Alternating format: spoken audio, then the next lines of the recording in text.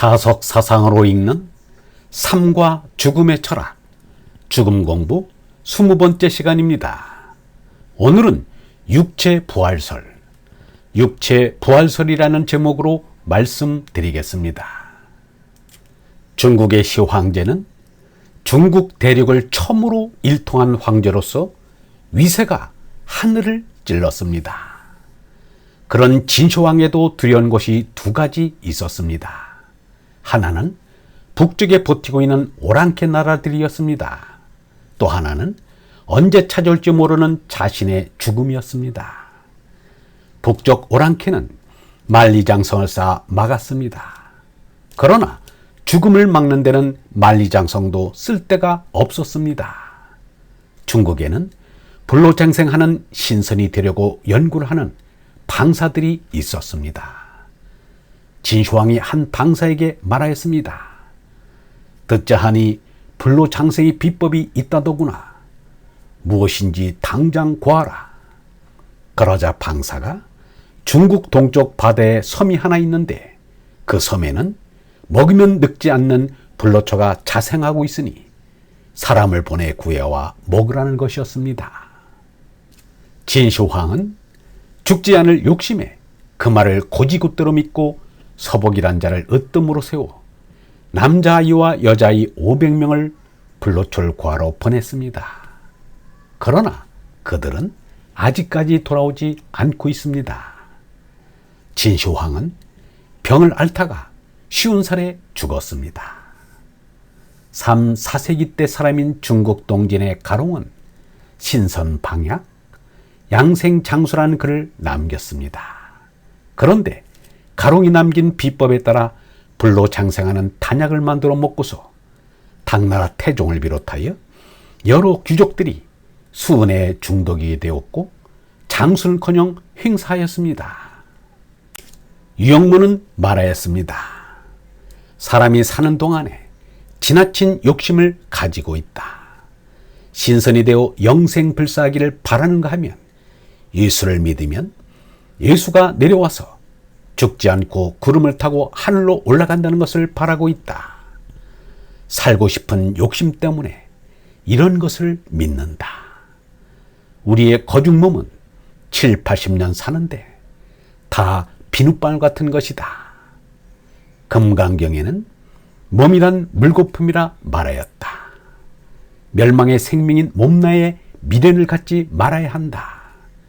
생사 유무의 죄나를 뛰어넘어 영원한 생명인 얼라를 깨달아야 한다. 그리하여 제 마음속의 얼라를 세상에 나타내야 한다. 이 세상은 그만둘 거다. 참으로 영원한 것은 하느님뿐이다. 이 땅에 몸쓰고 영생한다는 것, 신선이 된다는 것은 기독교, 불교, 도교 할 것 없이 종교를 멸망시키는 일이다. 그런데도 사람들은 엉뚱하게 자꾸만 이것을 구한다.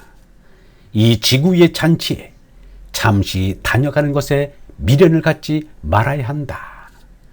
이 땅 위에서 자꾸 더 오래 살려고 애쓰지 말아야 한다. 내 몸이 죽는 일은 자연스러운 일이다. 그저 사는 게 좋다고 죽는 게 싫다고 하는 것은 말이 안 된다. 여기 이곳은 잠깐 잔치에 참여할 곳이지 본디 여기서 산 곳도 아니요 늘 여기서 살 곳도 아니다. 종교 철학이나 형이상학은 이 세상을 초월하자는 것이다. 이 세상이 잔치만 쳐다보고 있을 수 없으니 이를 생각으로 남아 조금이라도 초월해보자는 것이다. 몸이 죽었다가 다시 살아난다는 육체의 부활 사상은 이스라엘 민족에게는 본디 없었습니다. 고대 페르시아의 예언자 조로아스터가 집대성한 종교가 조로아스터교입니다.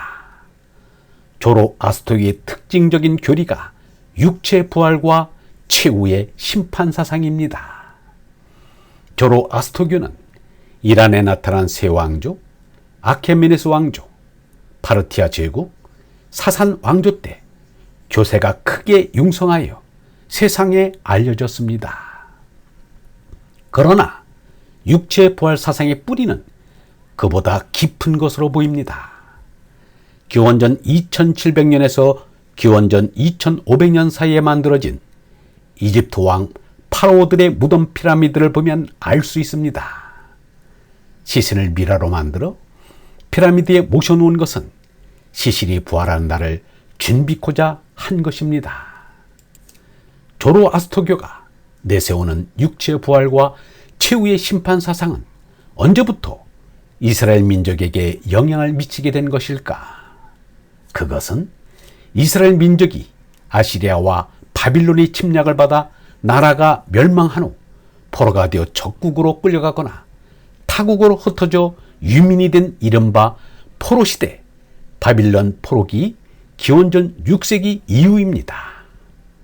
그 전의 성경 기록에는 에녹과 엘리야가 효리바람을 타고 하늘나라로 올라갔다는 이야기는 있어도 죽었다가 다시 살아났다는 말은 없습니다.